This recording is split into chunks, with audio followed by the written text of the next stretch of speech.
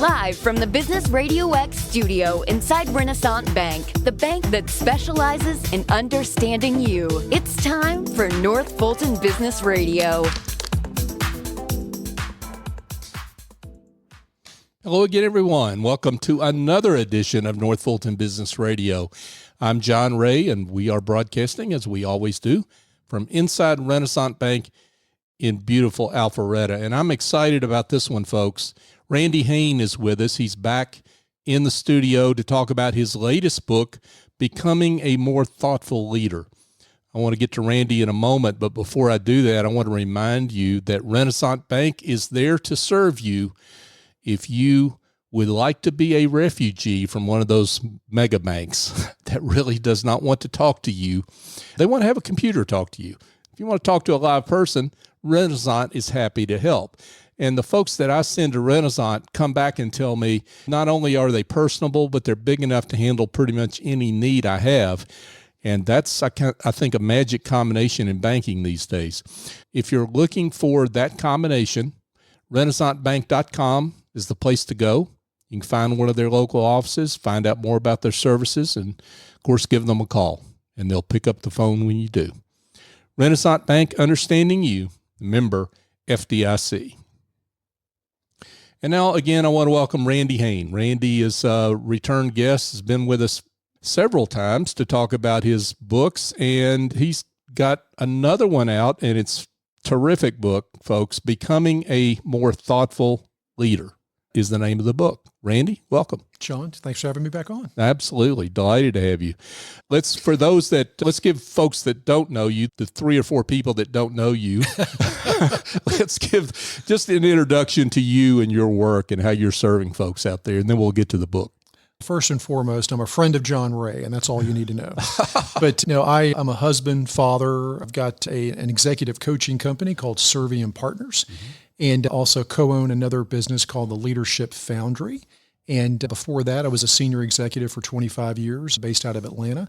I've been in business and coaching and consulting for many years, and I try to write books when I can, and it's a love of mine. So I'm glad we're discussing the newest one today. Yeah, I'm excited about this one, Becoming a More Thoughtful Leader. And maybe the way to start this discussion is to talk about what we were talking about off air, which is the word thoughtful. We were talking about the term thoughtful being considerate, and also that term connoting being present or being attentive, maybe, is another adjective.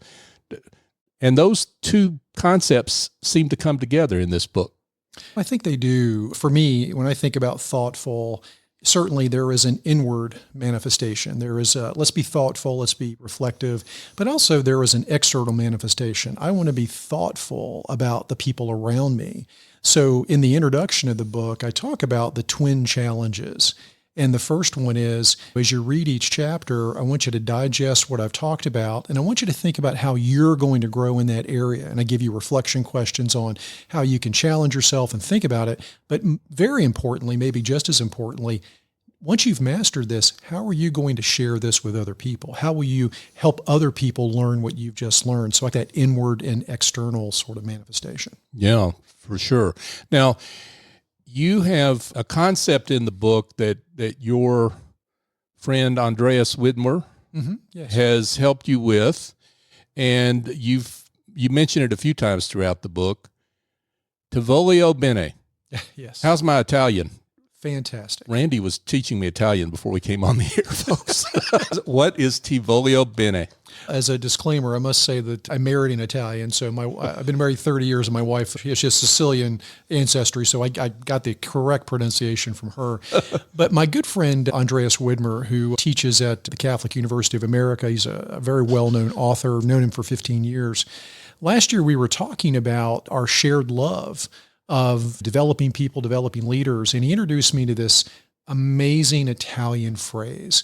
And as John just shared with you, it's Ti voglio bene, which means I want your good. I desire your good. And the reason that's interesting, in English, we have one word for love. And it's very awkward to go around at work saying, I love you, man, I love you. The Greeks have 4 different ways of looking at love, maybe more. But the Italians really get that love, there's a lot of nuance to the word love. And to voglio bene is how you look at colleagues and friends. So as you're thinking about, if you're listening to this, I want to be a better servant leader. I want to take this idea of being a thoughtful leader and I want to apply it. Well, start to think about that phrase, to voglio bene. John, I desire what is best for you. I want what is in your best interest. And if that guides your actions, think about that as an amazing sort of mental framework to have. Mm-hmm. Yeah. Yeah. And that is, again, that's something that it's appropriate that you talk about it in the forward, of course. And or that Andreas really introduces in the forward, I should say. Yes. And that you carry that throughout the book, because again, as you say, and I'll underline this, is you're giving folks some very practical tips that are not high-minded, not pie in the sky, not aspirational, that hopefully I can do it in 6 months if I work at it. They can start today. Mm-hmm. Yes. If you could see my home office, I am surrounded by probably 200 books, much like you probably. And I love those books. I've read them all, and I have to stay current for my business. But one of the challenges that I do find with a lot of leadership books today is they get you excited about a concept and they lead you to water, but they don't let you drink. Mm-hmm. So they take you down a path, and there's a lot of extra language that, quite frankly, my clients, the people that I work with every day who are very busy, probably don't take the time to read. It's probably one of the reasons why we're so focused on podcast and blog posts today, because people don't have time to really digest big leadership books. Mm-hmm. So when I write books, I'm thinking about how can I distill something important down to a 5-minute chapter where I really help you understand why it's important. And I give you 5 or 6 best practices on how you can go make this work. And even more importantly, I do my very best at the end to challenge you on how you're going to measure progress. Okay, the next 2 weeks, I want you to do these 3 things. So that's the style that I've always had, because quite frankly, that's where my clients are. And I work with busy leaders, men and women, every day. And that's what they've told me they're looking for. And I'm very happy to accommodate that because I think it's necessary. To that end, I want to mention a couple of these if we can. Sure. One of them that, as we talk, reading the book, jumps out at me. You're talking about what your home office looks like. And this reminds me of the chapter where you're writing about the Zoom call you had with a client, and you ask a very unexpected question to this client. I'll let you tell the story. So the chapter is titled Workspace Matters.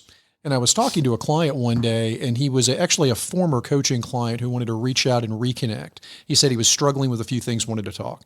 So I get on the Zoom call with this gentleman that I knew very well, and I noticed immediately he was in a very stark white space, like barren. There was nothing except a window with blinds closed. The walls were white. And so he started telling me about, how stressed he was and how things were just really difficult. He was traveling too much, blah, blah, blah. So we got through just talking about all that. And at the end, I said, can I ask you a question? What is in the office with you right now? And he looked around and he said, that's an odd question. He said, nothing really. I just work here. I don't really need anything else in here. So he said, there's maybe one book over there and no pictures. And it's where I do my work in the basement. I said, can you tell me what your office, he has 2 offices, one at a corporate office and one at home. Tell me about your corporate office setup. He said, it's the same thing, Randy. Where are you going with this? It's bare minimum there. I said, is it possible that part of your stress and anxiety and the things that you're feeling are that you go into this place where you probably spend 8 hours of your day, either here or at the corporate office, and you're looking at these barren walls. There's nothing to inspire you, nothing to give you hope, nothing to remind you of things that bring you joy. I said, can I tell you about my office? And he said, yeah, I'm really curious. I said, so I'm looking around. I've got my comfy leather armchair over there, well-worn, that I love. I'm behind me. As you can see, I've got pictures of all the places that my family and I have traveled over the years. I've got about 200 books on bookshelves around me.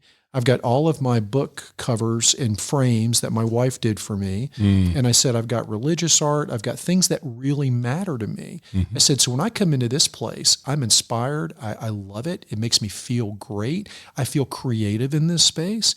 I said, so when I come into this place where I do most of my work, I really feel like I'm at my best and it really elevates my game. I think you might want to do something similar. About 4 weeks go by and he pings me and he said, can we get on a quick call? I want to show you something. So I get on a call with him and I look around his office and it's a stark difference. He had painted the walls of his office at home. He had pictures everywhere. His wife had helped him. And he said, my office at the corporate office is the same. The point is this. If you are in a very barren space, if you're wondering why you're not feeling motivated and inspired, maybe you can change the environment around you. It does so much for your mood and how you think about things.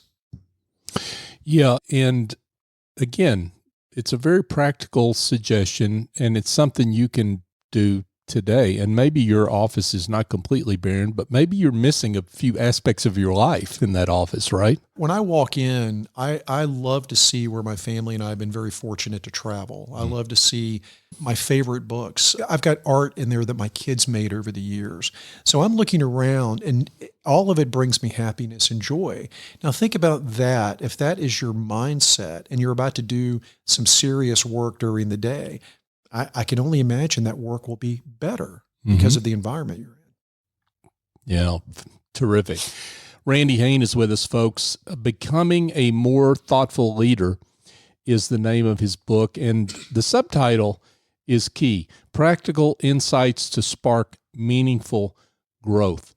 I am drawn, speaking of workplace, I'm drawn to chapter 12. I think it's chapter 12 about workplace disconnectedness. Yes.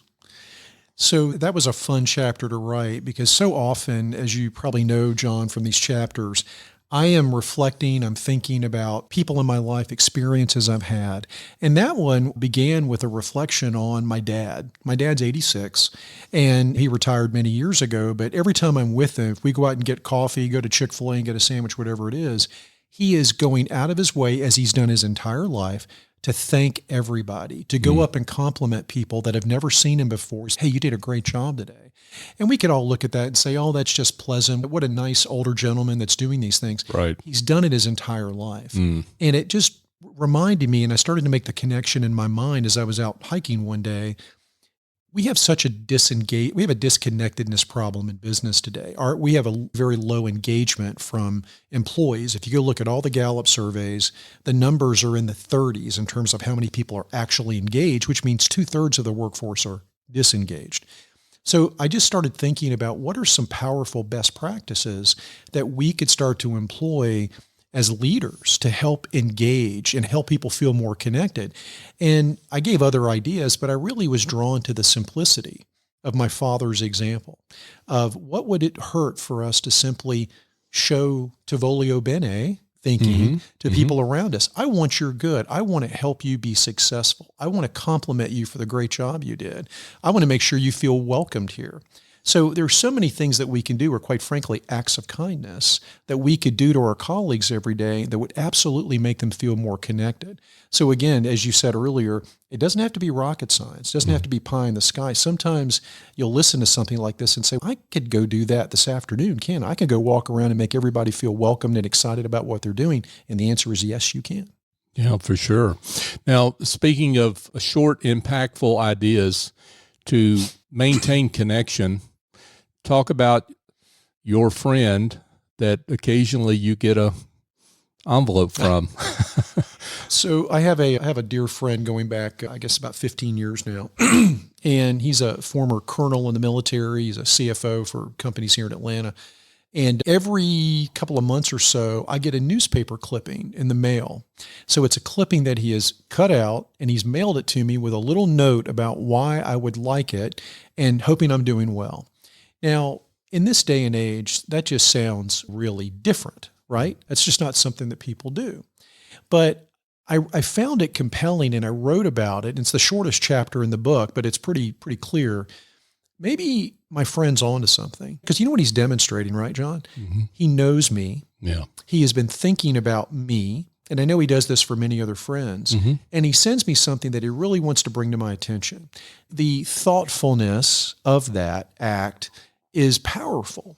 And I wrote about in that chapter how it struck me as I need to do more of that. I send thank you notes, but I could do a better job of really reaching out to let people know I'm thinking about you right now. And I just want you to know this book, this clipping, whatever it is, hopefully will demonstrate that thoughtfulness. And I can't wait to see you again and catch up. My friend has mastered this for most of his life. And I just found that to be a really great idea that all of us could start to emulate. And it found its way into the book. And it is a short chapter, but short, sweet, and to the point, and really helpful.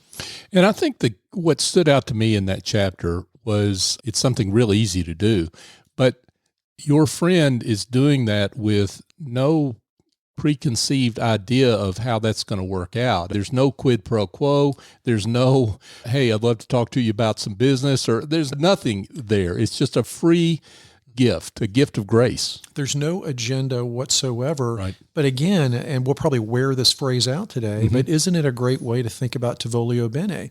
I want your good. I'm going to send you something that demonstrates that I want your good. Tivolio Bene. Anyway, I love that he does it, and I've actually sent him a few things, and it was a little bit more of a labor for me because I'm not used to doing it, but I'm getting into the rhythm of it, and I love doing it. That's wonderful. Folks, I've read this book and I found out that Randy, who I thought was an expert at a lot of things, is an expert at only one thing. That's a joke. But this chapter was, as I told you before we came on the air, I raised my eyebrows at when I found out the one thing you're an expert at. Let's talk about that. Your listeners are probably familiar with author Malcolm Gladwell. He's prolific. He's written many great books. And one of the books he wrote years ago was titled Outliers.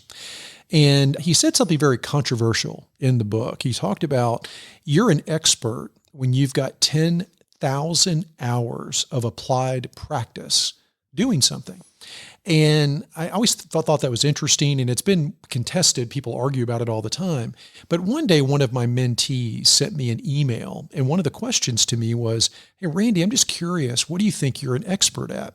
So that prompted this chapter, and I thought about it, and I said, I think I've got 10,000 hours as a husband, as a father, as a friend, a community service. I serve, and I could probably name a number of things, but I am absolutely not an expert at any of those things. I am a hot mess and a work in practice in all those areas.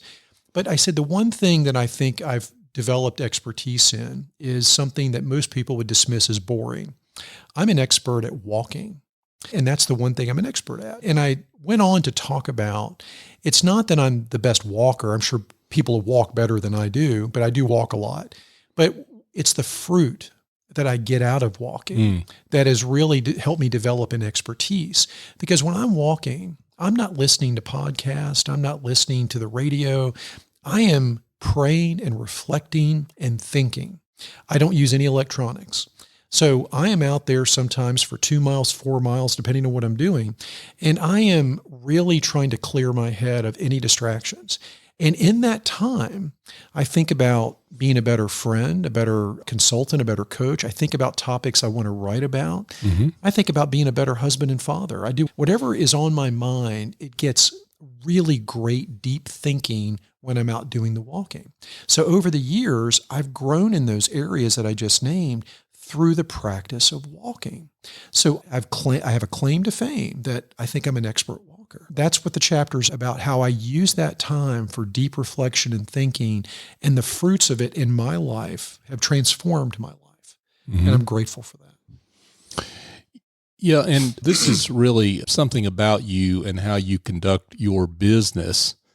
It really gets to that. You've created a process for thinking. And a process for disconnecting from all the distractions that keep you from thinking, right? That's really the expertise at the end of the day, right? I wrote about this in my book, my 22 book, Upon Reflection. I mentioned that there are a lot of studies that say that every time that you're interrupted when you're doing deep thinking, it takes 23 minutes and 15 seconds rather, in order to get refocused on what you're doing. So think about our typical day, John. We're on screens, we're on the phone, we're constantly connected to our screens and gadgets. And what that does is it creates mental chaos. It's really hard to focus on anything meaningful. So to your point, maybe out of self-preservation, I am always looking for ways to disconnect. Now look, I'm not a Luddite. I value technology. I use it, obviously. Sure. But every chance I get, I'm trying to discipline myself to not be focused on my screens. I'm not looking at my iPhone. I'm not looking at videos teaching me how to cook the perfect recipe or the latest comedy, whatever. I'm just trying to be thoughtful, mindful, and fully present. And it does take discipline, and it's hard. But I've got scheduled time on my calendar where I do this. When I wake up, I don't allow myself to look at a screen from 5 a.m. to 7 a.m. That is time for coffee. Lots of coffee. Did I say lots of coffee? Prayer time, thoughtful time. I write during that time. And at 7 o'clock, I'll begin my day. And I walk during the day, typically at lunch, and I walk at the end of the day. And I exercise somewhere in there as well. All of this is without technology. So my point is this, listeners, if you're finding yourself distracted and frantic and not really able to focus, it might be a good idea to disconnect a little bit. And that chapter is about my love of disconnecting. Yeah, that's really so important. So I want to talk, if we can, just a little sidebar here to folks that are in the expertise business. And you have really mastered the process of writing, coaching, and I guess the virtuous cycle that comes from that work. And just, again, talk about, I keep coming back to that word, process, and what's your, I guess, secret there in terms of making that so successful for yourself? That's a humbling question. So I'm not going to pretend to be an expert at that. I will tell you what I've learned. I probably stand on the shoulders of giants as I say this, but this is what I've observed and practiced and put into good use for myself. I think first and foremost, and John, you and I have talked about this, I try to lead with generosity. I don't attach a fee to everything I do.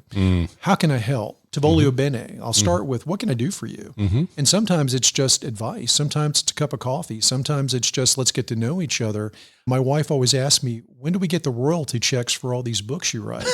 And I always tell her with a smile, I usually spend those to buy more books to give away. I go to college campuses and give those out by the case because I spend time with a lot of college students.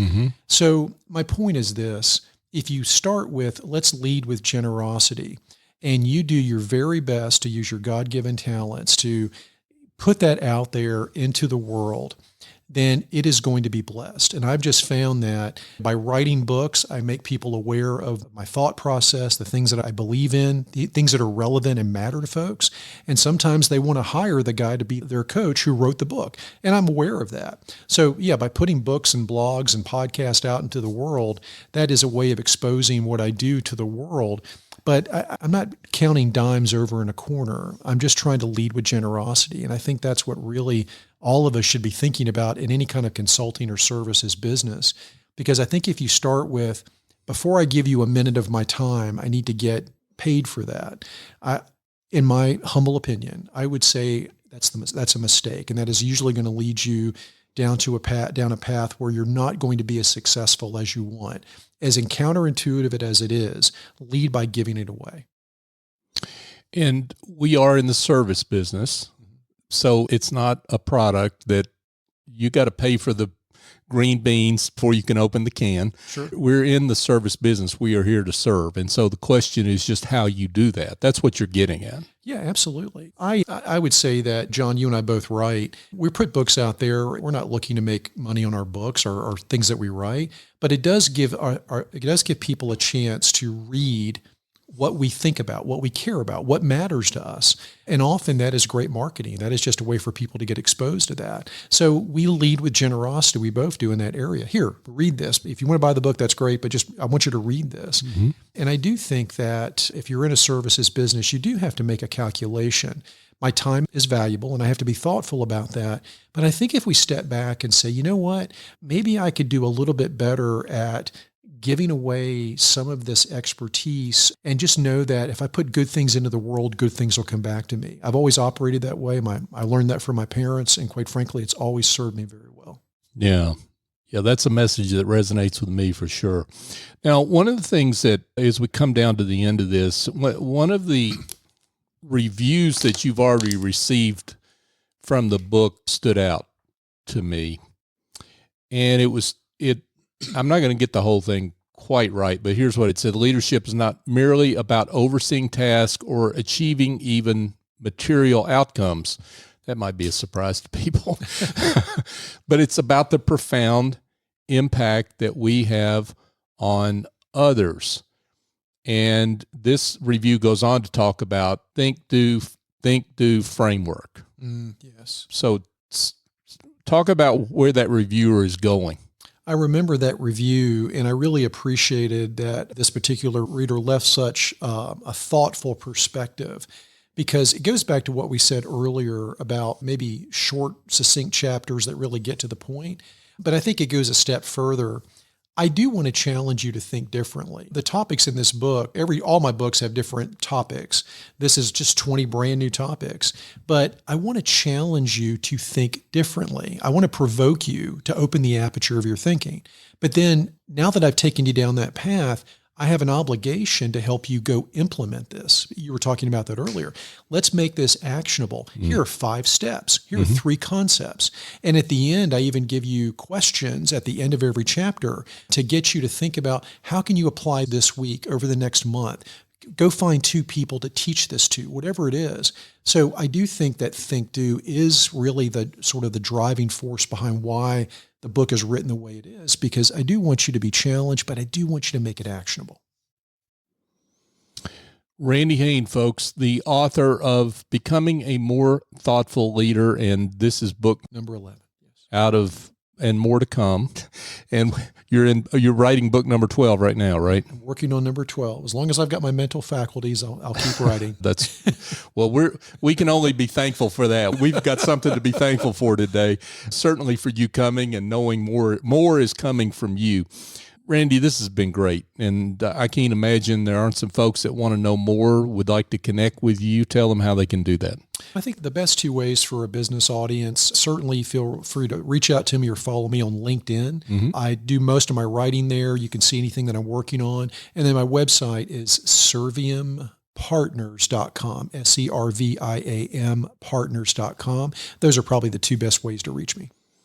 Yeah, and I encourage folks to follow Randy on LinkedIn. I'll always look forward to what you put out. So thank you for that great work. And again, thank you for this book. Becoming a More Thoughtful Leader is the name of the book. We will have a link in the show notes to where you can find out more about the book, buy the book, and I encourage you to do that. You will be proud you did. Randy, thank you again so much for coming in. We appreciate you and your great work. John, thanks as always for the invitation. My pleasure. Hey, folks, just a couple of quick things before we let you go for today. If you are a services provider, we've talked about services providers, and if you are got some issues around understanding your client perceived value of the service you offer, your positioning, your business development, or your pricing, I've got a book for you that's written for you. It's called The Generosity Mindset, A Journey to Business Success by Raising Your Confidence, Value, and Prices. You can find the book at thegenerositymindset.com, and it's essentially available where all books are sold. So go check that out if that issue describes you. Also, I want to thank you. Anyone that's listening to this show, I want to thank you because you have been so supportive of us over the years. We're now up to show number, I think it's 812 or 13, and we've only gotten this far because of your support. It's that simple. And when we started this show, I never thought we would get here, but I never thought we would get the support we've gotten. And that is the wind at our backs that makes this work so joyful. You continue to like us on social media. You like the post that we feature guests like Randy in, and you actually send us great guests, and you do any number of things to make us successful and to live into our mission to be the voice of business in the North Fulton region and beyond. And I am grateful for you. Thank you for your support. So for my guest, Randy Hain, I'm John Ray. Join us next time here on North Fulton Business Radio.